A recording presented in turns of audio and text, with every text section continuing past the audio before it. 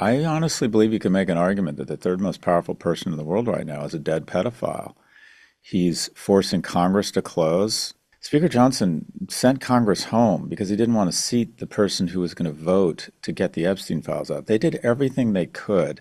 I believe we are bombing votes in Venezuela because of Jeffrey Epstein. And this is my theory, and I realize it sounds paranoid, but it doesn't mean I'm wrong. I think that there are a group of 4 or 5 very talented, very smart young people who are very facile with AI in a room at the White House, and they register and take the temperature of when Epstein comes back into the news above a certain volume level. And once that happens, they come up with a series of AI generated prompts or AI generated ideas from prompts that will take Epstein out of the news, whether it's announcing an additional 100% tariff on Canada, whether it's bombing a boat.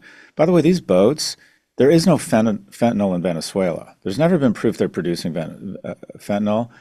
Bombing the distribution system when you're trying to get rid of drugs, you go after the supply or the demand side. You don't go after the distribution system. That's And the boats China.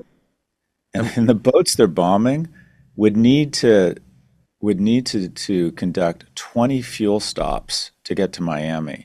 That seems like a pretty unlikely way to distribute fentanyl. But These every guys are time water skiing. They're just out there. What? I they're mean, doing something, and it may be illegal, but I don't think it's transporting fentanyl to the United States. But every time we take the USS yeah. Ford strike group, which is probably the most lethal weapon in history, and we bomb a fishing boat, it pushes Epstein out of the news for 6, 12, 24 hours. And whether it's tearing down the East Wing, I think we have a dead pedophile basically running the country right now. And I think that you're going to see, quite frankly, Billy, I think in the next 7 days with these files coming out, you're going to see so much crazy shit in statements and decisions come out of the White House to try and distract us from what these things say, assuming that there is real smoking guns.